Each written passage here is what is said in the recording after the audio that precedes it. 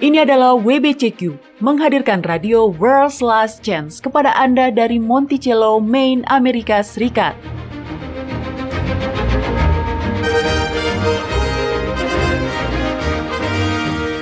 Kerinduan hati dari setiap orang Kristen selama 2000 tahun adalah melihat Sang Juru Selamat kembali dan mendirikan sebuah kerajaan kekal di atas bumi.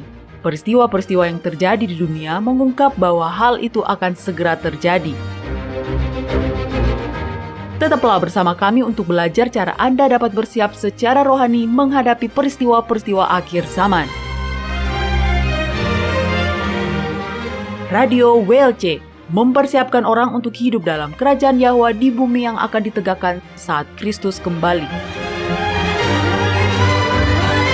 Halo, selamat datang di Radio World's Last Chance. Saya pembawa acara Anda, Mario Nugraha, dan bersama saya sudah hadir Doni Alexander. Halo dan terima kasih telah bergabung bersama kami para pendengar. Kami sudah merencanakan sebuah program yang menarik untuk Anda hari ini. Kami akan membagikan beberapa ayat Alkitab hari ini. Jadi jika Anda ingin menuliskannya agar Anda dapat mempelajarinya kembali nanti, Anda bisa mempersiapkan alat tulis dan kertas sekarang juga.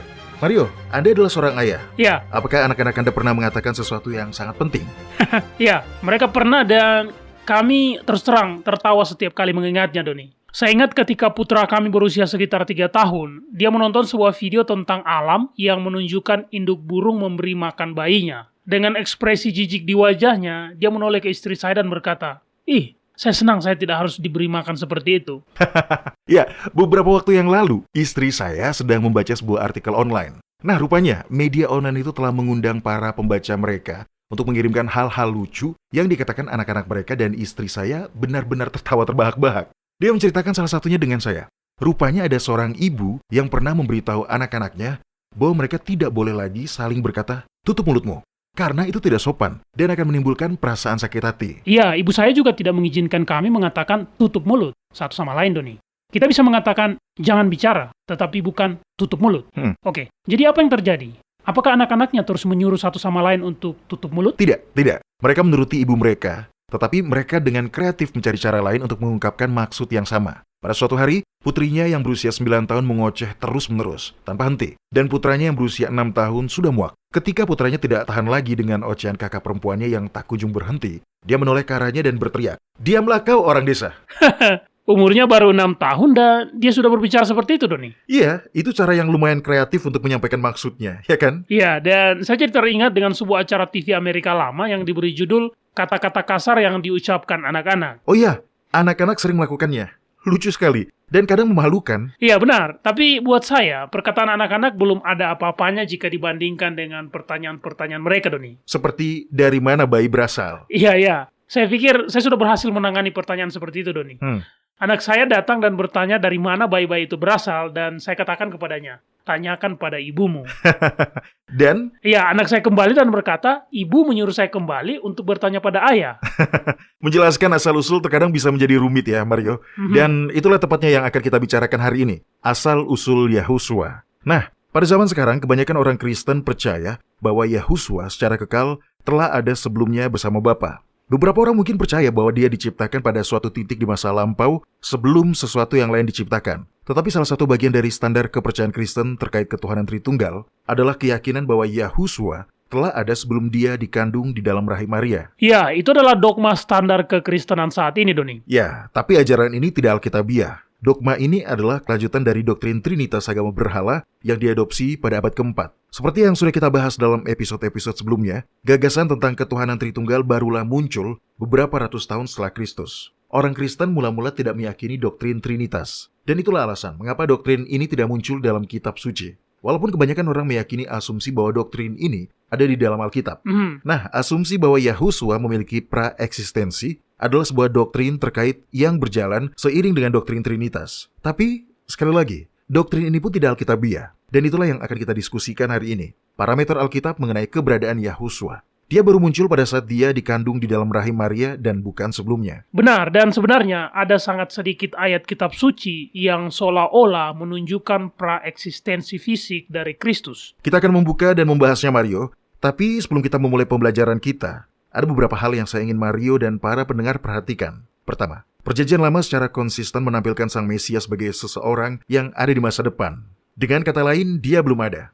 Iya, itu benar. Saya selama ini tidak terlalu memperhatikan fakta itu, tapi Anda benar, Doni. Hal lain yang didapati pada saat mempelajari Alkitab dengan seksama adalah bahwa status Yahusua sebagai anak Yahwa dinyatakan di dalam Perjanjian Lama sebagai sebuah nubuatan. Jadi, sekali lagi, dia barulah akan ada di masa depan, bukan sudah ada sebelumnya. Jadi tidak akan berupa nubuatan lagi jika seandainya Yahusua telah ada sebelum dia dikandung Maria. Iya, benar Mario. Lebih jauh lagi, Yahusua barulah ditinggikan setelah peristiwa kebangkitannya. Ini bukan posisi yang dia sudah pegang sebelumnya. Dia barulah ditinggikan sesudahnya sebagai hadiah atas kesetiaannya.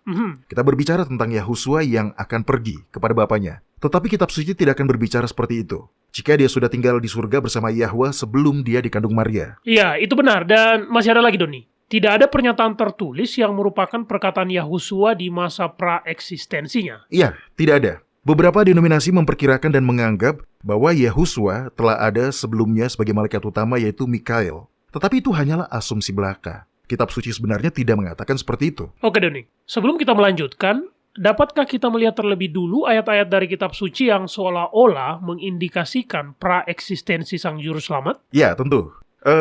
Kitab Kejadian pasal 1 ayat 26. Tolong dibukakan Mario. Oke. Di sini Yahwa berbicara dalam bentuk jamak. Jadi itu alasannya. Mengapa mudah bagi para kaum penganut Trinitas untuk berasumsi bahwa di situ dia sedang berbicara tentang dirinya dan sang anak. Oke, silakan dibaca Mario. Berfirmanlah Elohim, baiklah kita menjadikan manusia menurut gambar dan rupa kita, supaya mereka berkuasa atas ikan-ikan di laut, dan burung-burung di udara, dan atas ternak, dan atas seluruh bumi, dan atas segala binatang melata yang merayap di bumi. Elohim adalah gelar yang berbentuk jamak. Dalam aturan tata bahasa Ibrani, penggunaan gelar jamak dalam sastra bertujuan untuk memberikan penghormatan pada pribadi yang dimaksud.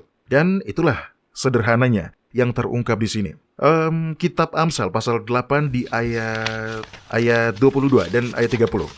Ayat ini juga sering digunakan untuk membuktikan pra-eksistensi Yahusua. Oke, ayat ini berkata, Yahwa telah menciptakan aku sebagai permulaan pekerjaannya, sebagai perbuatannya yang pertama-tama dahulu kala. Aku ada sertanya sebagai anak kesayangan. Setiap hari aku menjadi kesenangannya dan senantiasa bermain-main di hadapannya. Ya, saya bisa mengerti mengapa ayat ini bisa digunakan untuk mengajarkan adanya pra-eksistensi Yahusua. Tapi itu hanya ketika diambil di luar konteks. Namun, ketika Anda membacanya berdasarkan konteks, maka Anda akan sadar bahwa ayat itu jelas berbicara tentang sesuatu yang lain. Nah, baca ayat 12 Mario. Aku, hikmat, tinggal bersama-sama dengan kecerdasan, dan aku mendapat pengetahuan dan kebijaksanaan. Seluruh pasal ini membahas tentang hikmat. Adalah benar-benar merupakan sebuah perluasan makna yang berlebihan untuk mengatakan bahwa 2 dari sekian banyak ayat yang ada di pasal ini mengacu pada Kristus yang sudah ada sebelumnya. Berdasarkan konteks, hal seperti ini sama sekali tidak konsisten. Ayat terakhir yang digunakan sebagai bukti pra-eksistensi Yahusua adalah kitab Mika, pasal 5 ayat 1. Tapi, sekali lagi, ketika Anda membacanya dengan seksama, Anda akan melihat bahwa tidak ada ayat yang benar-benar mengatakan bahwa Yahusua telah ada sebelumnya di surga atau dimanapun.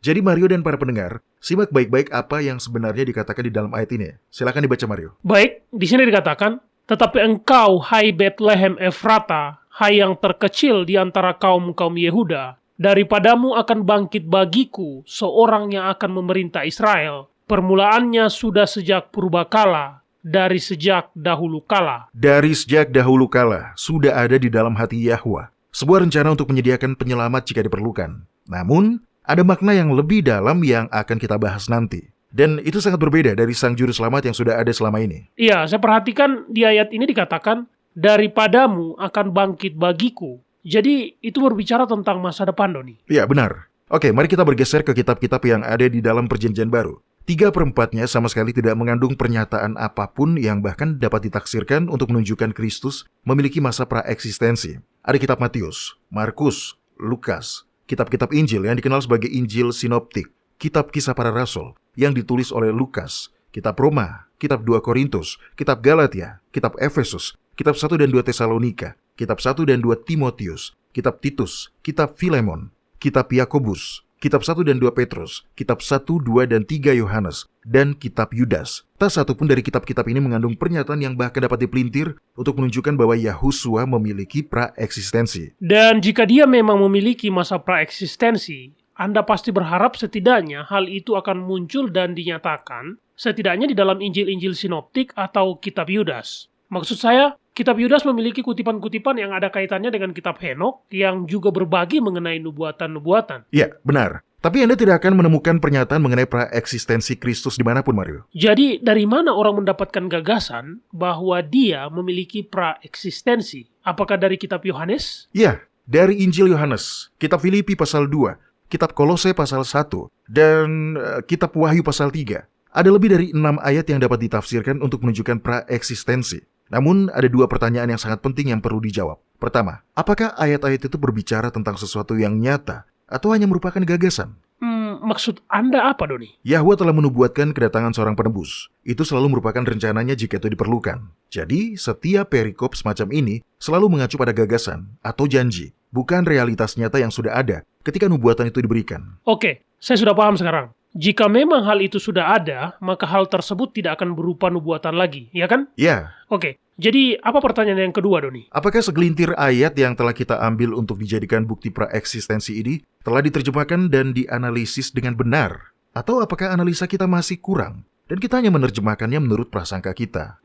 Itu sangat mudah terjadi, ya kan? Kita sudah memiliki seperangkat keyakinan tertentu dan kita cenderung menjadikannya sebagai acuan saat kita menafsirkan ayat-ayat di dalam kitab suci. Ya, benar. Dan faktanya, Injil sinoptik, kitab Matius, Markus, dan Lukas tidak memuat referensi atau rujukan mengenai praeksistensi. Bahkan kitab Lukas dalam pengantar Injilnya mengatakan bahwa setelah aku menyelidiki segala peristiwa itu dengan seksama dari asal mulanya, aku mengambil keputusan untuk membukukannya dengan teratur bagimu, supaya engkau dapat mengetahui bahwa segala sesuatu yang diajarkan kepadamu sungguh benar. Oke, coba kita renungkan. Jika Lukas melakukan penyelidikan segala peristiwa itu dengan seksama dari asal mulanya, dan kemudian menuliskannya berdasarkan urutannya, bukankah tempat untuk memulainya adalah dari keberadaan Yahusua yang sebenarnya, dari masa praeksistensinya jika memang itu ada, dan bukan memulai dari masa di mana dia dikandung sebagai manusia? Ya, seharusnya dia berpikir begitu, Doni. Tapi Lukas tidak mengatakan satu kata pun tentang praeksistensi. Bahkan yang berupa isyarat pun tidak. Lukas tidak menggambarkan sebuah transformasi dari sesosok makhluk ilahi yang menjadi seorang manusia, atau bahkan sesosok malaikat yang menjadi seorang manusia. Dia sama sekali tidak mengatakan atau sekedar menyarankan bahwa Yahusua sebelumnya sudah melanglang buana dalam rupa roh tanpa tubuh. Sebaliknya, Lukas memulai sedini mungkin yang dia mampu, yaitu dari pemberitaan kelahiran Yohanes Pembaptis. Dia kemudian melanjutkannya dengan pemberitaan yang diberikan oleh Gabriel kepada Maria. Disinilah dia menjelaskan asal mula yang paling awal dari keberadaan Yahusua. Oke, Mario, tolong bacakan untuk kita kitab Lukas pasal 1 ayat 34 dan 35. Oke, kata Maria kepada malaikat itu, bagaimana hal itu mungkin terjadi karena aku belum bersuami? Jawab malaikat itu kepadanya, Roh Kudus akan turun atasmu dan kuasa Eloa yang maha tinggi akan menaungi engkau. Sebab itu, anak yang kau lahirkan itu akan disebut Kudus, anak Eloa. Nah, di sini, tepat di sini, titik asal muasal Yahusua. Ingat, Lukas mengatakan dia telah menyelidiki segala peristiwa itu dengan seksama dari asal mulanya, ya kan? Asal mulanya itu di sini. Dan perhatikan juga, bahwa ketika sang malaikat memberikan pesannya kepada Maria, pesannya itu dikatakan dalam bentuk future tense, atau masa depan. Roh Kudus akan turun atasmu. Jadi, itu belum terjadi. Yahusua belum ada. Dia tidak akan ada sampai Roh Kudus turun ke atas Maria. Demikian pula, Matius dalam membahas silsilah dan kelahiran Yahusua. Matius tidak pernah mengacu pada praeksistensi. Markus bahkan sama sekali tidak membahas proses pengandungan dan kelahiran sang juru selamat. Oke, tapi bagaimana dengan beri saya waktu sebentar untuk menemukannya, Doni? Ya, Kitab Ibrani pasal 1 ayat 2. Saya pikir ini adalah referensi yang cukup jelas untuk praeksistensi. justru sebenarnya itu kebalikannya, Mario. Ayat itu menyangkal praeksistensi dalam bentuk apapun. Oke, silakan dibacakan jika sudah dapat, Mario. Kitab Ibrani pasal 1 ayat 1 dan 2. Baiklah, di sini dikatakan, setelah pada zaman dahulu, Tuhan berulang kali dalam berbagai cara berbicara kepada nenek moyang kita dengan perantaraan nabi-nabi. Maka pada zaman akhir ini, Dia telah berbicara kepada kita dengan perantaraan anaknya yang telah Dia tetapkan sebagai yang berhak menerima segala yang ada. Melalui Dia, Tuhan telah menjadikan alam semesta. Bukankah kalimat yang mengatakan melalui dia Tuhan telah menjadikan alam semesta menunjukkan praeksistensi, Doni? Saya senang Anda menanyakannya, Mario. Ini adalah jenis ayat yang saya maksud ketika saya bertanya, apakah berbagai ayat kitab suci yang digunakan untuk membuktikan praeksistensi Kristus telah dianalisis dan atau diterjemahkan dengan benar?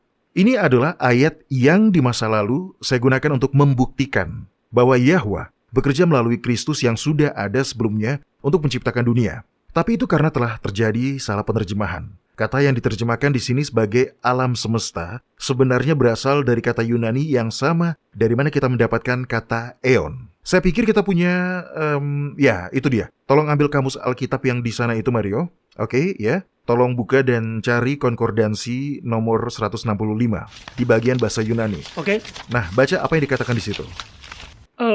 Sebuah zaman yang tepat, sebuah periode mesianik, sekarang atau masa depan. Penekanan utama dari kata ini adalah waktu dalam durasi yang tak terputus. Aion sebagai sebuah kata benda berarti zaman, era, dan menandakan sebuah periode durasi yang tidak terbatas atau waktu yang dilihat dalam kaitannya dengan apa yang terjadi pada periode tersebut. Kekuatan yang melekat pada kata itu tidak sebesar panjang sebenarnya dari suatu periode, tetapi dari suatu periode yang ditandai oleh karakteristik rohani atau moral. Hal ini diilustrasikan dalam penggunaan kata sifat dalam ungkapan kehidupan yang kekal. Jadi berdasarkan kitab Ibrani pasal 1 ayat 2, kita bersyukur atas dikaruniakannya Mesias. Sehingga waktu, khususnya sekarang dan masa depan, telah dibagi menjadi beberapa zaman. Saat ini, dosa sedang masih berjalan di dunia. Namun, ketika Yahuswa kembali, kerajaan Yahwa akan didirikan di bumi. Kemudian, setelah dosa dan orang-orang berdosa tidak ada lagi, maka kedamaian akan memerintah untuk selama-lamanya.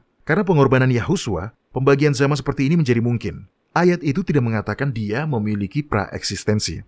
Para sarjana Alkitab juga mengetahui hal ini. Saya telah mencetak beberapa kutipan di sini. Nah, saya ingin Anda membacanya, Mario. Oke. Silakan bacakan mulai dari yang paling atas dulu. Baiklah, ini adalah kutipan dari William Sandy. Dia adalah seorang profesor abad ke-19 di Oxford. Dia mengatakan, tidak ada satupun referensi dalam Injil Sinoptik tentang Yahusua yang telah menjadi anak Yahwa sebelum masa kelahirannya. Oke, kutipan berikutnya berasal dari F.C. Bauer, seorang teolog Protestan berkebangsaan Jerman. Nah, apa yang dia katakan, Mario? Gagasan praeksistensi sepenuhnya berada di luar lingkup pandangan sinoptik, Matius, Markus, dan Lukas. Kutipan selanjutnya berasal dari sebuah buku berjudul Kelahiran Sang Mesias. Buku ini ditulis oleh Raymond Brown, seorang teolog Katolik yang dihormati. Dia mengatakan bahwa Matius dan Lukas tidak menunjukkan pengetahuan tentang praeksistensi Yahuswa. Tampaknya bagi mereka proses pengandungan di dalam rahim Maria adalah merupakan kejadian atau kelahiran anak Yahwa. Jadi apakah kita bisa berkata bahwa status Yahusua sebagai putra Yahwa berawal atau dimulai dari sejak dia dikandung di dalam rahim Maria? Iya, karena dia sama sekali tidak ada sebelum proses itu.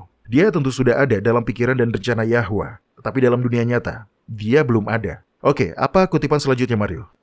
Ini disampaikan oleh seorang teolog Protestan, Wolfhard Pannenberg. Dia menulis, dalam kitab Lukas, keputraan ilahi ditetapkan melalui aktivitas maha kuasa roh ilahi pada diri Maria. Dalam kitab Lukas pasal 1 ayat 35, status keputraan ilahi Yahusua secara jelas ditetapkan pada saat kelahirannya yang ajaib. Kelahiran Yahusua dari seorang perawan menjadi bagian integral yang tidak dapat didamaikan dengan kristologi inkarnasi anak Yahwa yang memiliki kehidupan prainkarnasi. Jadi ini semua sudah jelas di dalam catatan Lukas. Nah, Mario, tolong buka kembali kitab Lukas pasal 1 ayat 35 dan bacakan sekali lagi. Jawab malaikat itu kepadanya, Roh Kudus akan turun atasmu dan kuasa yang maha tinggi akan menaungi engkau. Sebab itu, anak yang akan kau lahirkan itu akan disebut Kudus, anak Tuhan. Roh Kudus akan turun atasmu. Sebab itu, karena alasan itu, anak itu akan disebut anak Tuhan. Jadi adalah tindakan Roh Kudus yang turun ke atas Maria, yang membuatnya mengandung dalam kondisi perawan yang menjadikan Yahuswa sebagai anak Yahwa. Kata yang kita terjemahkan ke dalam bahasa Indonesia. Sebab itu berasal dari bahasa Yunani diokai, yang berarti tepatnya karena alasan itu. Jadi Roh Kudus yang mengandung Yahuswa di dalam rahim Maria itulah yang menyebabkan dia menjadi anak Yahwa. Oleh karena itu, Yahuswa bukan putra Yahwa sebelum dia lahir. Dan sesungguhnya, tidak ada anak tunggal Yahwa sebelum Yahuswa lahir. Benar, Anda tidak bisa menjadi ada jika Anda sudah ada. Oke, Kita akan istirahat sejenak. Para pendengar, kami akan segera kembali.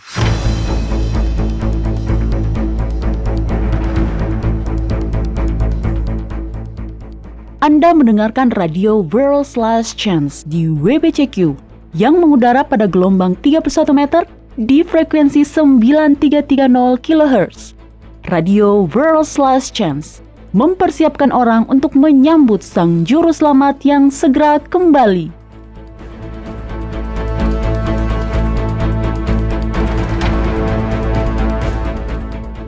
Apakah Anda tahu dari mana keyakinan Anda berasal? Jika Anda seorang Kristen, Anda mungkin berkata, tentu saja, keyakinan saya berasal dari kitab suci. Tapi apakah benar-benar demikian? Atau apakah penafsiran Anda terhadap kitab suci telah dipengaruhi dengan cara tertentu, sehingga tidak lagi sesuai dengan keseluruhan isi Alkitab? Katolik Roma secara terbuka dan jujur mengakui bahwa keyakinan-keyakinan mereka didasarkan pada kitab suci dan tradisi-tradisi para bapa gereja. Apa yang sebagian besar orang Protestan tidak sadari adalah bahwa keyakinan-keyakinan mereka juga adalah hasil penyimpangan keyakinan para bapa-bapa gereja dari abad kedua, ketiga, dan keempat. Dan keyakinan-keyakinan itu ada yang tidak konsisten dengan Alkitab. Sebagian besar dari mereka yang disebut bapak-bapak gereja berpendidikan sangat baik. Dalam dialog dan komentar mereka tentang kitab suci, para penulis, teolog, dan para penafsir Alkitab mula-mula ini telah menafsirkan Alkitab dengan cara yang konsisten dengan filosofi-filosofi Yunani, khususnya yang berasal dari seorang filsuf penyembah berhala yaitu Plato. Ini adalah fakta yang diketahui oleh para sarjana Alkitab modern. Banyak dari pandangan paling umum tentang kekristenan saat ini berasal dari penafsiran kitab suci yang dibentuk oleh filsafat agama berhala, bukan dari ajaran para rasul. Untuk mempelajari lebih lanjut, carilah episode radio yang berjudul Plato adalah Bapa Pendiri Kekristenan Modern di situs web kami. Pelajari keyakinan-keyakinan mana yang alkitabiah dan mana yang bukan. Sekali lagi, carilah episode yang berjudul Plato adalah Bapa Pendiri Kekristenan Modern. Anda dapat menemukannya di situs web atau di channel YouTube kami. World's Last Chance telah membuat lebih dari 1.500 video dokumenter dalam lebih dari 30 bahasa. Kunjungi situs kami di worldslastchance.com atau nonton videonya pada channel WLC di YouTube. Video-video dokumenter baru tentang berbagai topik penting terus dirilis sepanjang waktu. Mulailah menontonnya dan pelajarilah kebenaran selama Anda masih memiliki kesempatan di worldslastchance.com.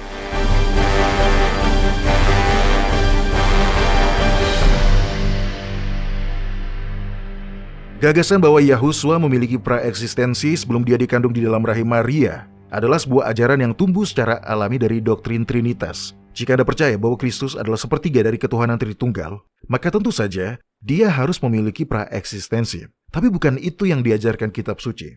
Baik, sekarang mari kita lihat apa yang Matius katakan. Mario, tolong buka pasal pertama dari kitab Matius dan bacakan ayat 18. Oke, mari kita lihat. Di sini dikatakan, kelahiran Yahusua Kristus adalah seperti berikut. Pada waktu Maria ibunya bertunangan dengan Yusuf, ternyata dia mengandung dari Roh Kudus sebelum mereka hidup sebagai suami istri. Kelahiran Yahusua Kristus adalah seperti berikut. Apakah terjadi kesalahan terjemahan di sini, Doni? Tidak. Terjemahannya sudah bagus, tapi ada nuansa yang hilang dalam terjemahan ini, Mario. Kata yang diterjemahkan ke dalam bahasa Indonesia sebagai kelahiran berasal dari kata Yunani Genesis. Betulkah? Iya, itu berarti sebuah kelahiran atau melahirkan atau menghasilkan. Dalam kamus leksikon Yunani Inggris, kata tersebut didefinisikan sebagai seseorang menjadi ada pada saat tertentu. Kelahiran. Ini adalah sebuah keadaan, keberadaan, dan mengacu pada titik asal keturunan. Jadi pada dasarnya itu adalah titik asal. Ya, benar. Jadi kapan titik asal Yahusua? Ketika dia dikandung oleh Roh Kudus. Iya benar, Mario. Jadi bukan 1.000 atau 10.000 atau 1.000.000 tahun sebelumnya. Bukan pada suatu masa dalam keabadian yang tak terhitung sebelumnya. Tetapi pada saat dia dikandung di dalam rahim Maria. Perhatikan, bahwa segera setelah kata Genesis, kita diberitahu bahwa Maria ditemukan sedang mengandung dari Roh Kudus. Jadi kata itu tidak ada hubungannya dengan kelahirannya yang sebenarnya dan lebih berkaitan dengan saat di mana dia dikandung sebagai titik asalnya. Atau dengan kata lain sebagai titik kemunculannya. Ya, Bart Ehrman adalah seorang penulis dan juga sarjana perjanjian baru dan seorang profesor bidang studi agama. Dia menulis sebuah buku berjudul Korupsi Ortodoks Kitab Suci. Subjudulnya adalah Pengaruh Kontroversi Kristologis Awal pada Teks Perjanjian Baru.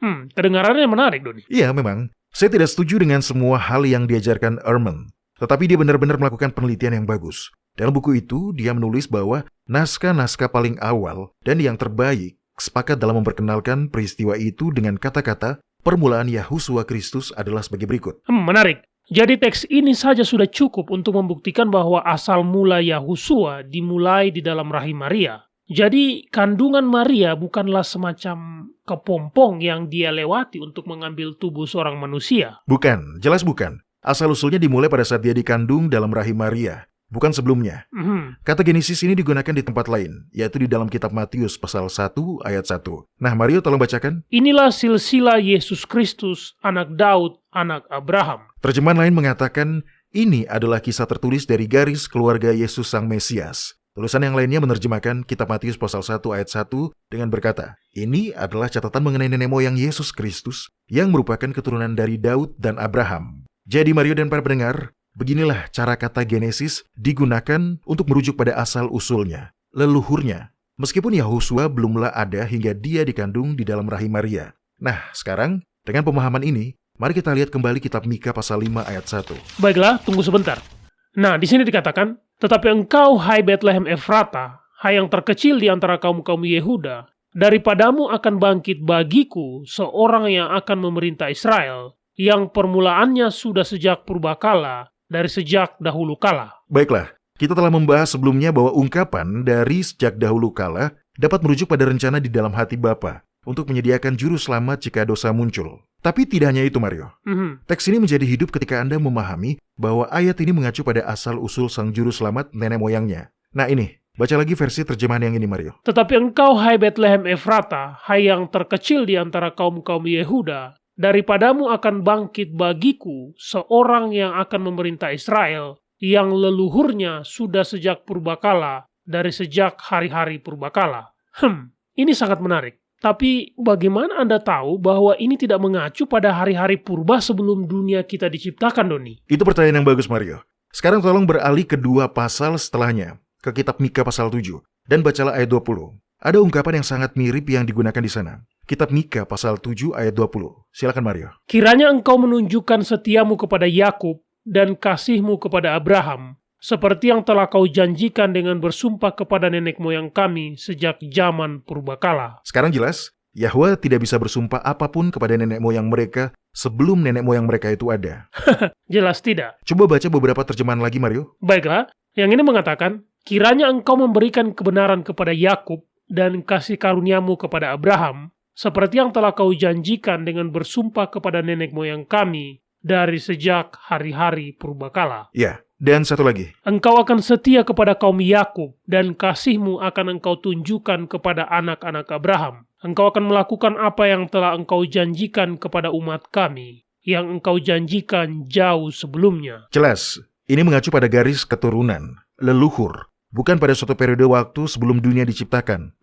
Kita menemukan hal yang sama ini di kitab Amos. Tolong buka, Mario, kitab Amos pasal 9 ayat 11. Pada hari itu aku akan mendirikan kembali pondok Daud yang telah roboh. Aku akan menutup pecahan dindingnya dan akan mendirikan kembali reruntuhannya. Aku akan membangunnya kembali seperti di zaman dahulu kala. Catatan studi dalam Alkitab Terjemahan Baru Amerika mengatakan bahwa kitab Mika pasal 5 ayat 1 adalah referensi untuk silsilah sang juru selamat dari dinasti kuno yang didirikan oleh Daud. Oke, Mario, tolong langsung bacakan.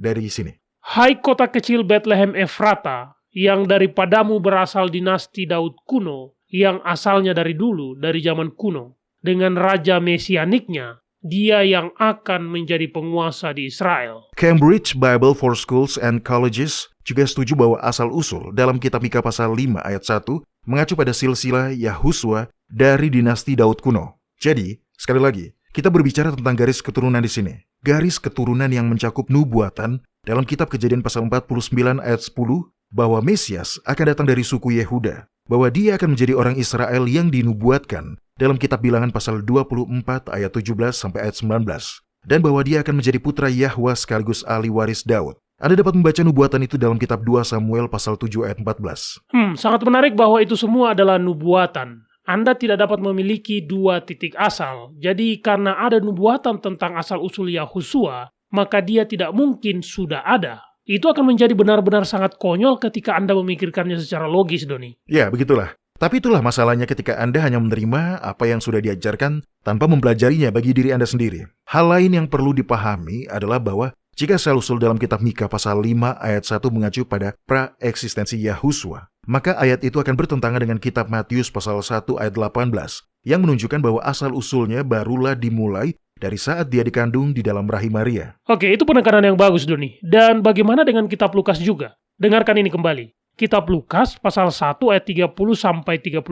Di sini dikatakan, kata malaikat itu kepadanya, "Jangan takut, hai Maria, sebab engkau beroleh kasih karunia di hadapan Yahwa. Sesungguhnya engkau akan mengandung dan akan melahirkan seorang anak laki-laki, dan hendaklah engkau menamai dia Yahuswa. Dia akan menjadi besar dan akan disebut anak yang maha tinggi, dan Adonai Yahwa akan mengaruniakan kepadanya tahta Daud bapa leluhurnya, dan dia akan menjadi raja atas kaum keturunan Yakub sampai selama-lamanya, dan kerajaannya tidak akan berkesudahan." Kata Maria kepada malaikat itu, "Bagaimana hal itu mungkin terjadi karena aku belum bersuami?" Jawab malaikat itu kepadanya, "Roh Kudus akan turun atasmu dan kuasa yang maha tinggi akan menaungi engkau. Sebab itu, anak yang akan kau lahirkan itu akan disebut Kudus, anak Yahwa." Nah, Doni dan para pendengar, saya tidak tahu mengapa saya belum pernah memahami hal ini sebelumnya, tetapi jika tindakan pengandungan inilah yang membuat orang ini memenuhi syarat untuk disebut anak Yahwa, dan memang begitulah yang dikatakan malaikat itu dengan sangat jelas,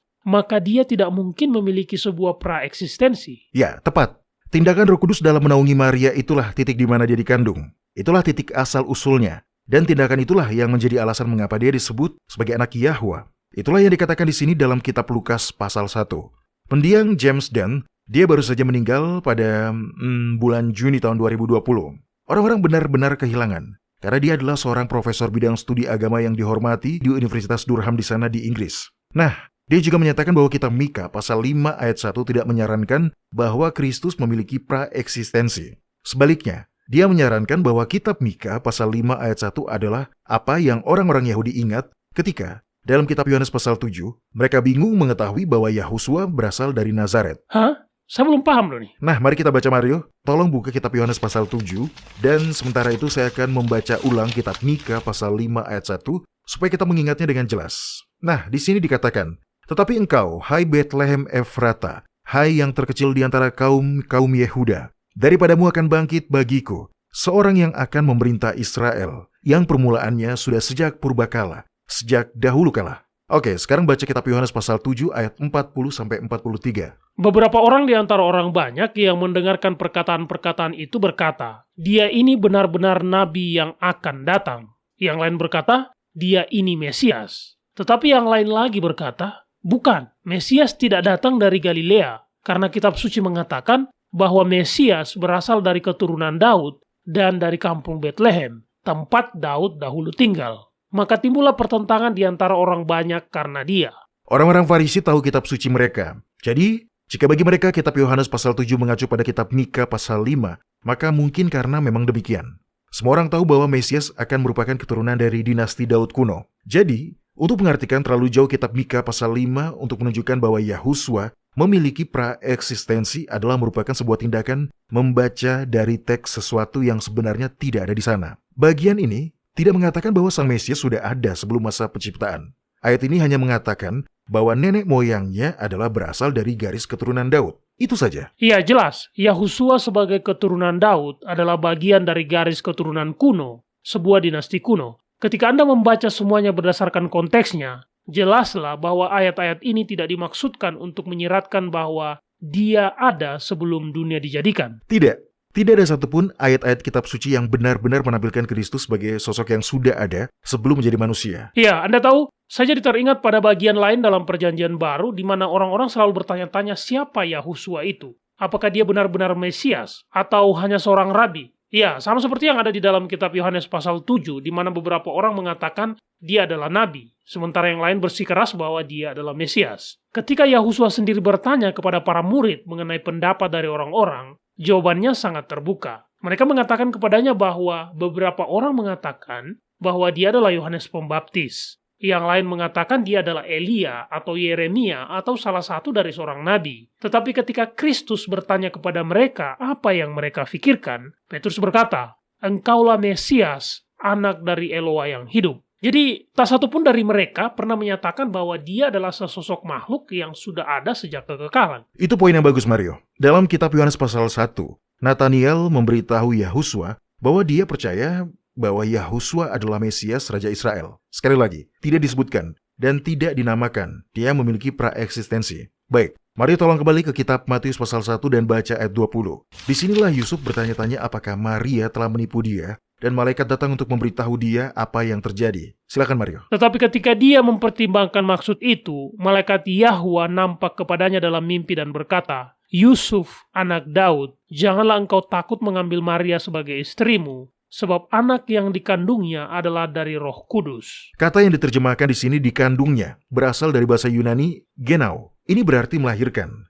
Dan sebenarnya, dalam terjemahan lain, begitulah yang tertulis. Anak yang dilahirkan di dalam dia adalah dari Roh Kudus. Ketika Anda mencari kata melahirkan dalam kamus, itu secara harfiah berarti menyebabkan menjadi ada, berkembang biak atau menghasilkan. Bahwa kata ini ketika digunakan dalam kaitannya dengan keberadaan Yahusua sendiri, telah menjadi bukti yang cukup bahwa dia menjadi ada. Sama seperti setiap manusia yang lain, pada saat di dalam kandungan, bukan pada masa ribuan tahun sebelumnya.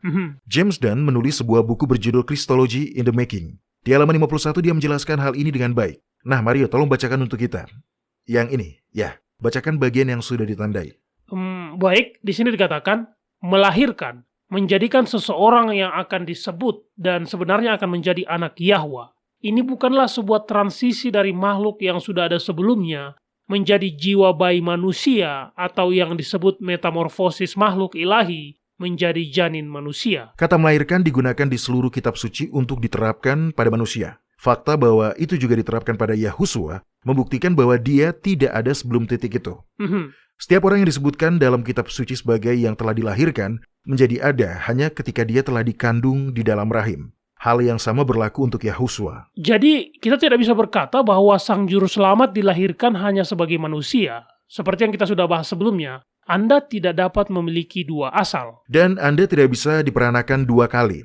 Arti dari kata diperanakan itu sendiri telah menetapkan bahwa Yahusua muncul pada saat dia dikandung dalam rahim Maria, bukan sebelumnya. Oke, Doni. Lalu bagaimana dengan orang Kristen yang dilahirkan kembali? Nah, itu berbeda, Mario. Itu adalah kelahiran secara simbolis, tentu saja. Ketika kita berserah penuh kepada Yahwa dan menerima karunia keselamatan, kita dilahirkan secara rohani. Baca kitab 1 Yohanes pasal 5 ayat 18 untuk kita, Mario. Ini adalah ayat yang menarik. Baiklah, di sini dikatakan, kita tahu bahwa setiap orang yang lahir dari Yahwa tidak berbuat dosa, tetapi dia yang lahir dari Yahwa melindunginya dan si jahat tidak dapat menjamahnya. Baiklah, dengarkan sambil saya membaca terjemahan langsungnya. Di sini dikatakan, kita telah mengetahui bahwa setiap orang yang dilahirkan dari Yahwa tidak berbuat dosa. Tetapi dia yang dilahirkan dari Yahwa memelihara dirinya sendiri dan si jahat tidak menyentuhnya. Kita tahu bahwa kita akan terus tersandung ke dalam dosa selama kita memiliki kodrat yang telah jatuh. Tetapi kita harus terus berjuang melawan sifat yang berdosa itu. Dan pada suatu hari nanti, ketika Yahusua kembali dan memberi kita sifat yang lebih tinggi, maka kita akan berhenti berbuat dosa. Ya, fakta bahwa setiap dari kita ingin untuk berhenti berbuat dosa menunjukkan pekerjaan roh di dalam hati kita, Doni. Kalimat di sini yang berkata, setiap orang yang dilahirkan, secara tata bahasa dalam bahasa Yunani, ini muncul dalam bentuk perfect tense. Ini menarik, karena secara gramatikal menunjukkan kondisi kita yang sedang berlangsung. Kita masih memiliki kodrat yang berdosa, sehingga kita sekarang maju dengan kelahiran rohani kita. Namun, kalimat berikutnya, dia yang lahir dari Yahwa, yang jelas merujuk pada Yahusua, itu berbeda. Dalam bahasa Yunani, ini berada dalam bentuk auris.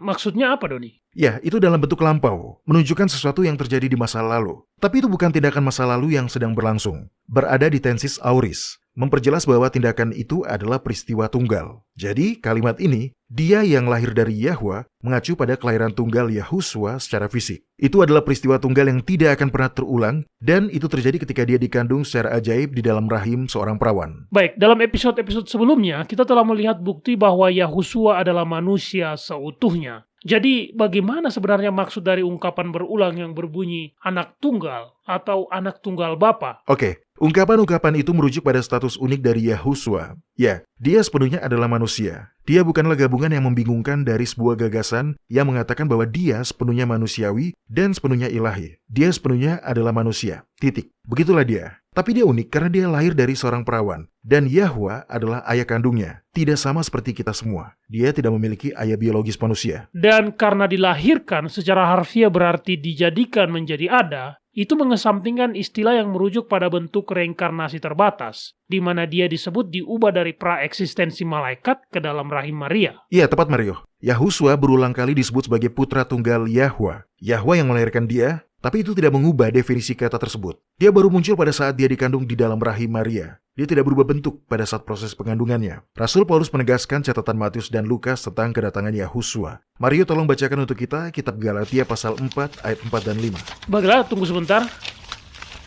Tetapi setelah genap waktunya, maka Yahwa mengutus anaknya yang lahir dari seorang perempuan dan takluk kepada hukum Taurat. Dia diutus untuk menebus mereka yang takluk kepada hukum Taurat, supaya kita diterima menjadi anak. Oke, kalimat lahir dari seorang perempuan adalah bukti lebih lanjut bahwa titik asal Yahusua adalah pada saat dia dikandung di dalam rahim Maria. Dalam terjemahan lain dikatakan, dia terbuat dari seorang perempuan, atau yang keluar dari seorang perempuan. Bagaimanapun ini diterjemahkan, kata-kata ini berasal dari kata Yunani, ginomai. Itu berarti dijadikan ada, menjadi, atau menjadi ada. Untuk menjadi ada, kalimat semacam ini mengesampingkan transformasi dari satu keberadaan ke keberadaan yang lain. Ya, betul Mario. Dan sudah selalu seperti itu. Kamus Leksikon mendefinisikan ginomai sebagai menjadi ada dan menjadi ada melalui proses kelahiran. Baik Doni, itu semua sudah sangat jelas. Tapi bagaimana dengan kitab Mazmur pasal 2 ayat 7, di mana dikatakan, ini dia. Aku mau menceritakan tentang ketetapan Tuhan. Dia berkata kepadaku, anakku engkau telah kuperanakan pada hari ini. Ini adalah sebuah nubuatan. Menurut kitab Ibrani pasal 1 ayat 5 dan kitab Kisah Para Rasul pasal 13 ayat 33, ayat ini digenapi pada kelahiran Sang Juru Selamat.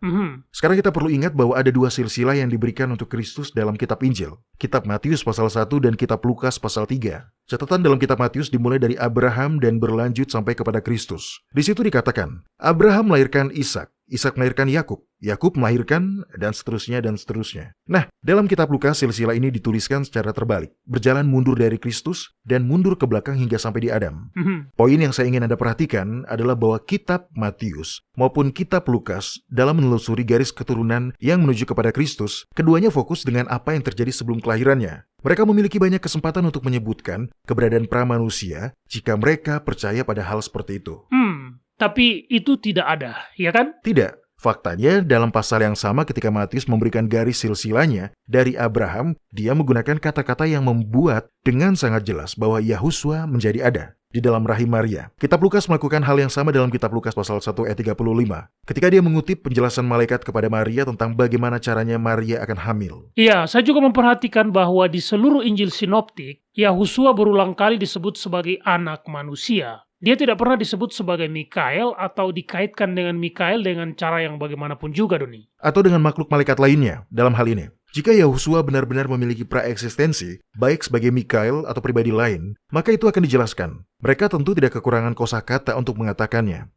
Tetapi lebih dari itu, jika dia memiliki praeksistensi, dia tidak mungkin bisa menjadi keturunan biologis atau dari garis keturunan Daud. Injil berfokus pada hubungannya dengan Daud, tetapi dia tidak mungkin menjadi keturunan Daud. Jika dia memiliki praeksistensi, Anda tidak bisa ada sebelum Anda ada.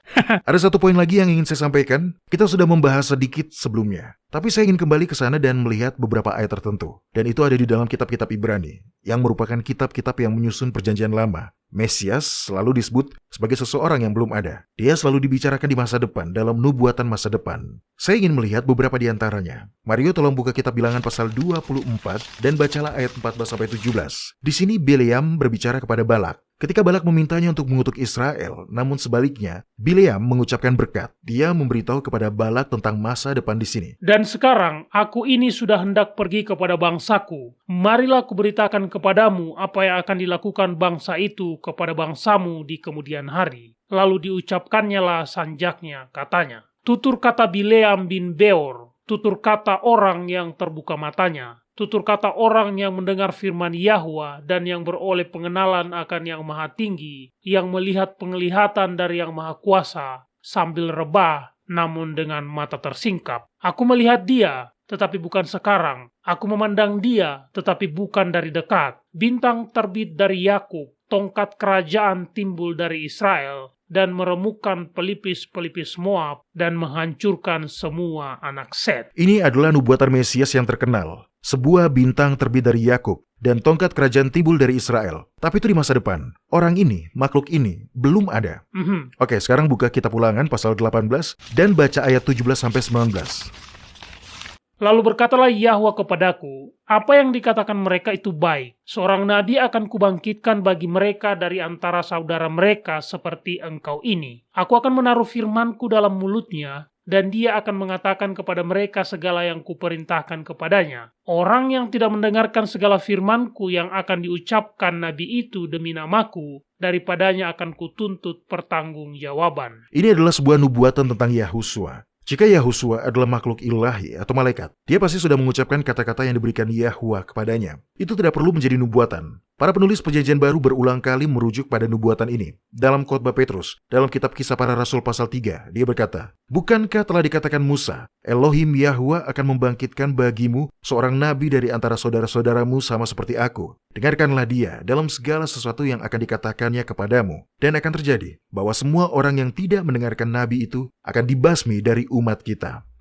Kitab Kisah Para Rasul pasal 7 ayat 37 dan kitab Yohanes pasal 6 ayat 14 juga merujuk kembali pada nubuatan yang ada di dalam kitab Ulangan ini. Dan menarik bahwa tidak satu pun dari nubuatan-nubuatan ini yang sedikit pun memberikan petunjuk bahwa dia sudah ada atau berasal dari garis keturunan malaikat. Sebaliknya, fokusnya adalah berasal dari garis keturunan manusia. Oke, Doni dan para pendengar, ada pernyataan lain yang sangat jelas tentang asal-usul Yahusua, dan pernyataan ini datang dari Yahusua sendiri. Sekarang, saya tahu kita semua pernah membacanya sebelumnya, tetapi ketika Doni sudah memberi semua penjelasan tadi dengan kata-kata yang menunjukkan titik asalnya adalah pada saat dia dikandung di dalam rahim Maria, maka pernyataan ini pun menjadi sangat jelas. Ayat yang mana, Mario? Kitab Wahyu pasal 22 ayat 16.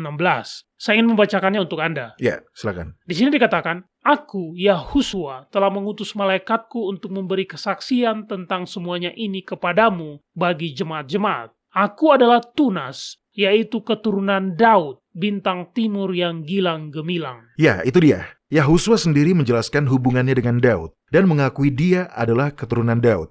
Satu ayat terakhir. Kitab Mazmur pasal 22 ayat 10-12. Sekarang ini adalah Mazmur yang sangat penting. Ini adalah sebuah nubuatan tentang Mesias. Faktanya, kitab Mazmur pasal 22 ayat 1 adalah kata-kata yang Yahusua katakan di kayu salib. Ketika dia berkata, Eloaku, Eloaku, mengapa engkau meninggalkan aku? Dia mengutip Mazmur ini. Bahkan Mazmur ini juga menggambarkan bagaimana para prajurit membuang undi untuk jubahnya. Bagaimana sendi-sendinya terlepas pada saat disalib. Apa yang dikatakan para imam saat mengejeknya. Semuanya ada di Mazmur ini. Sekarang baca ayat 10-12, Mario. Ya, engkau yang mengeluarkan aku dari kandungan. Engkau yang membuat aku aman pada dada ibuku. Kepadamu aku diserahkan sejak aku lahir. Sejak dalam kandungan ibuku, engkaulah Elohimku. Janganlah jauh daripadaku, sebab kesusahan telah dekat dan tidak ada yang menolong. Daud berada di bawah ilham dan berbicara sebagai Mesias. Di sini dengan sangat jelas menelusuri titik asal Yahusua kembali ke kelahirannya. Bukan sebelumnya, bukan di masa lalu yang misterius dan berkabut. Di sini dia berbicara di bawah ilham roh. Dia bisa saja mengatakan praeksistensi jika memang ada. Tapi tidak ada. Yahusua, sama seperti semua manusia yang lain, muncul pada saat dikandung di dalam rahim perempuan, bukan sebelumnya.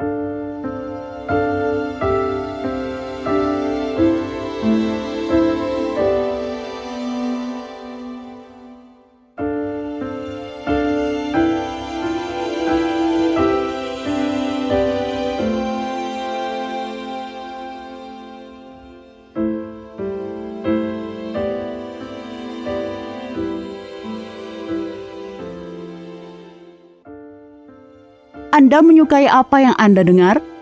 Kunjungi situs kami di worldslastchance.com untuk mendengarkan episode-episode lain dari program radio kami.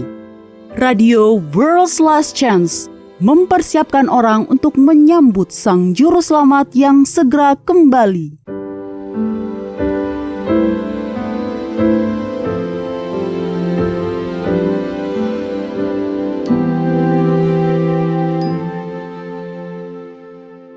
Halo, ini adalah janji harian Anda dari firman Yahwa. Selama masa-masa lockdown karena COVID-19, toko tato milik Mika Harold yang berada di Louisiana di Amerika Serikat ditutup karena masuk dalam kategori toko yang tidak esensial. Namun Mika tidak bermalas-malasan, bahkan dia lebih sibuk dari sebelumnya. Saat menonton berita, Mika menyadari bahwa akan ada kelangkaan barang-barang penting. Dia telah memesan disinfektan, pembersih tangan, dan barang-barang penting lainnya dalam jumlah besar sebelumnya, sehingga beberapa hari setelah salon tatonya tutup, dia membukanya lagi. Namun, tidak untuk membebankan harga selangit kepada mereka yang membutuhkan pelayanannya. Mika justru memberikan barang-barang yang dibutuhkan secara gratis kepada siapapun yang membutuhkannya. Berita menyebar tentang toko Mika. Segera, yang lain mulai mengirimkan persediaan tambahan yang mereka miliki. 1 galon cairan pembersih tangan, alkohol, beberapa gulung kertas toilet, apapun yang bisa mereka sisihkan. Dan kemudian, para petugas kesehatan mulai datang ke salon tato itu untuk mendapatkan persediaan ketika rumah sakit sedang kehabisan. Pada awalnya, toko itu mengalami kesulitan untuk memenuhi permintaan, tetapi seiring tersebarnya berita tentang pekerjaan yang dilakukan Mika, semakin banyak orang yang muncul dan membantu. Restoran-restoran memanggil Mika untuk mengambil makanan yang tidak bisa mereka jual. Sebuah toko lokal menyisihkan sebagian dari produk yang paling diminati segera setelah diturunkan dari truk pemasok. Sekelompok orang yang terdiri dari 20 sukarelawan mengorganisir pengiriman tanpa kontak kepada orang-orang yang tidak dapat datang ke toko sendiri. Ibu Mika, Deborah Allen, juga terlibat. Sebagai seorang desainer pakaian, dia menggunakan bakatnya untuk membuat masker yang kemudian mereka bagi-bagikan. Jumlah orang yang ditolong, yang hidupnya menjadi lebih baik melalui tindakan kedermawanan ini, karena banyaknya hanya dapat diketahui di surga. Para pendengar, kitab 2 Korintus pasal 9 ayat 6-10 mengatakan, "Camkanlah ini, orang yang menabur sedikit akan menuai sedikit juga, dan orang yang menabur banyak akan menuai banyak juga. Hendaklah masing-masing memberikan menurut kerelaan hatinya, jangan dengan sedih hati atau karena paksaan, sebab Yahwa mengasihi orang yang memberi dengan sukacita, dan Yahwa sanggup melimpahkan segala kasih karunia kepada kamu, supaya kamu senantiasa berkecukupan di dalam segala sesuatu, dan malah berkelebihan di dalam berbagai kebajikan. Seperti ada tertulis, Dia membagi-bagikan, Dia memberikan kepada orang miskin, kebenarannya tetap untuk selamanya. Dia yang menyediakan benih bagi penabur dan roti untuk dimakan. Dia juga yang akan menyediakan benih bagi kamu dan melipat gandakannya dan menumbuhkan buah-buah kebenaranmu." Dalam kitab Matius pasal 25, Yahusua mengajarkan bahwa apapun yang kita lakukan untuk membantu meringankan penderitaan orang lain, diterima oleh Yahwa sebagai sesuatu yang dilakukan kepadanya. Apabila Anak Manusia datang dalam kemuliaannya dan semua malaikat bersama-sama dengan Dia, maka Dia akan bersemayam di atas tahta kemuliaannya, lalu semua bangsa akan dikumpulkan di hadapannya, dan Dia akan memisahkan mereka seorang daripada seorang, sama seperti gembala memisahkan domba dari kambing, dan Dia akan menempatkan domba-domba di sebelah kanannya dan kambing-kambing di sebelah kirinya. Dan Raja itu akan berkata kepada mereka yang di sebelah kanannya, "Mari, hai kamu yang diberkati oleh Bapakku, terimalah kerajaan yang telah disediakan bagimu sejak dunia dijadikan. Sebab ketika aku lapar, kamu memberi aku makan, ketika aku haus, kamu memberi aku minum, ketika aku seorang asing, kamu memberi aku tumpangan. Ketika aku telanjang, kamu memberi aku pakaian, ketika aku sakit, kamu melawat aku, ketika aku di dalam penjara, kamu mengunjungi aku." Maka orang-orang benar itu akan menjawab Dia katanya, "Tuan, bila manakah kami melihat engkau lapar dan kami memberi engkau makan, atau haus dan kami memberi engkau minum? Bila manakah kami melihat engkau sebagai orang asing dan kami memberi engkau tumpangan, atau telanjang dan kami memberi engkau pakaian? Bila manakah kami melihat engkau sakit dan dalam penjara dan kami mengunjungi engkau?" Dan Raja itu akan menjawab mereka, "Aku berkata kepadamu, sesungguhnya segala sesuatu yang kamu lakukan untuk salah seorang dari saudaraku yang paling hina ini, kamu telah melakukannya untuk aku." Para pendengar, ketika Anda menolong orang lain, Anda menolong Yahwa. Ketika Anda memberi kepada orang lain, Anda memberi kepada Yahwa. ketika Anda meringankan penderitaan orang lain, Anda benar-benar meringankan penderitaan Yahwa karena dia merasakan apa yang mereka rasakan. Kepada kita telah diberikan janji-janji yang besar dan berharga, majulah dan mulailah mengaminkannya.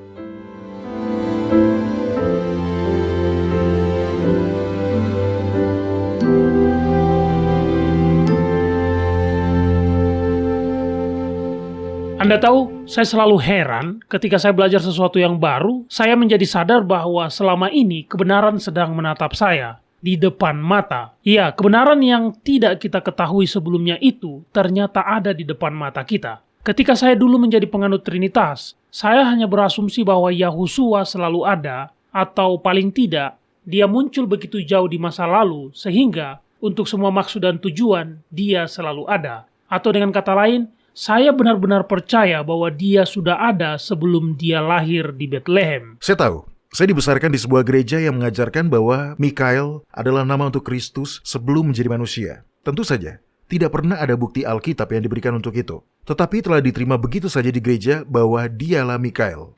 Suatu kali seorang saksi Yehova bersaksi kepada saya. Saya tahu bahwa mereka juga mengajarkan bahwa Mikael adalah perwujudan Kristus sebelum menjadi manusia. Jadi karena penasaran, saya bertanya-tanya apakah mereka dapat membuktikan sesuatu yang tidak dapat dibuktikan oleh gereja saya. Saya bertanya kepadanya, apa bukti Alkitabiah bahwa Mikael adalah Kristus? Apa yang dia katakan, Doni? Ya, dia benar-benar jujur dan itu yang saya hargai. Dia mengatakan kepada saya bahwa dia tidak tahu tetapi dia akan mempelajarinya dan kembali kepada saya. Dan apakah dia... Ya, dia mengirim saya email beberapa hari kemudian. Pada dasarnya dia hanya mengulang argumen yang sama seperti yang dilakukan gereja saya. Tidak ada bukti Alkitab yang nyata untuk itu. Tentu saja, sekarang saya tahu bahwa memang ayat-ayat yang mendukung ajaran itu tidak ada. Sang Juru Selamat sepenuhnya adalah manusia. Dia harus menebus kita di tempat di mana Adam telah jatuh. Dia muncul dengan cara yang sama seperti kita semua telah muncul. Pada saat dikandung di dalam rahim, bukan sebelumnya. Mengapa menurut Anda iblis telah menyebarkan mitos pra-eksistensi Yahusua ini, Doni? Maksud saya, dia selalu punya alasan untuk kebohongan yang dia lakukan. Saya tidak melihat apa gunanya melakukan kebohongan yang satu ini. Ya, saya pikir ini untuk mendukung gagasan bahwa Sang Juru Selamat itu ilahi. Jika Anda percaya dia ilahi, dia secara alami harus memiliki pra-eksistensi. Itu berarti dia memiliki keunggulan yang tidak dimiliki oleh kita semua. Hasil dari keyakinan ini adalah salah satu dari dua reaksi berikut. Beberapa orang bereaksi dengan mengangkat tangan dan berkata, Yesus sudah melakukan semuanya di Kalvari. Kita berada di bawah kasih karunia sekarang. Karena hukum Taurat telah dipakukan di kayu salib. Tidak masalah apa yang saya lakukan atau tidak lakukan. Dan mereka berhenti berusaha untuk membawa hidup mereka sesuai dan sejalan dengan Yahwa. Iya, saya tahu apa tanggapan lainnya karena saya sendiri jatuh ke dalam jebakan itu selama bertahun-tahun. Dan itu, bahkan tanpa kita sadari, adalah menjadi sangat legalistik. Anda menyadari hukum Taurat masih mengikat, jadi Anda melakukan segala daya dan upaya Anda untuk membuat penyerahan penuh dan berusaha menjadi sempurna, sama seperti Yahusua yang sempurna. Dan efek pastinya menjadikan Anda bingung dan putus asa. Karena Anda mau tidak mau akan tersandung dan jatuh ke dalam dosa lagi. Kemudian Anda mempertanyakan ketulusan Anda sendiri. Dan setan datang untuk meyakinkan Anda bahwa Anda telah berdosa begitu banyak sehingga Anda tidak dapat meminta pengampunan kembali. Tidak, sampai Anda akhirnya membuktikan pertobatan Anda dengan menahan godaan untuk sementara waktu. Yang pada akhirnya menjauhkan Anda dari Yahwa. Saya tahu, saya pernah ada di posisi itu, Doni. Tersandung melalui siklus itu dan itu mengerikan. Tapi syukur kepada Yahwa, kita sekarang tahu apa yang sebenarnya. Amin. Saya sangat bersyukur pada bagaimana Yahwa memimpin kita menuju kebenaran yang semakin banyak. Para pendengar, terima kasih telah bergabung bersama kami pada hari ini. Bergabunglah kembali bersama kami besok. Sampai jumpa dan ingatlah, Yahwa mengasihi Anda dan Dia aman untuk dipercaya.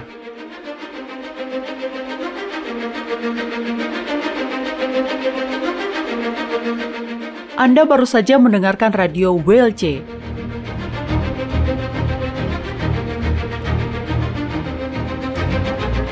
World's Last Chance berkomitmen untuk memberitakan Injil Kerajaan Yahwa kepada dunia. Nubuatan dan peristiwa-peristiwa terbaru mengindikasikan bahwa Sang Juru Selamat sudah akan kembali dalam waktu yang tidak lama lagi. Orang-orang kudus kemudian akan diberikan hidup yang kekal dan Kerajaan Yahwa akan ditegakkan di sini, di bumi ini.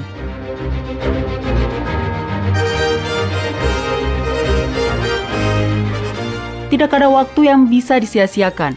Terimalah anugerah keselamatan hari ini dan izinkan Yahwa menyelimuti Anda dengan kebenaran Kristus.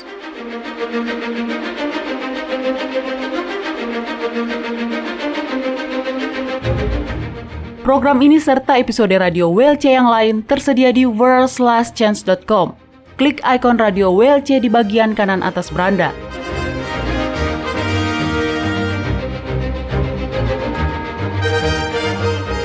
Bergabunglah kembali bersama kami besok untuk menerima berbagai pesan kebenaran lain di WBCQ yang mengudara pada gelombang 31 meter di frekuensi 9330 kHz.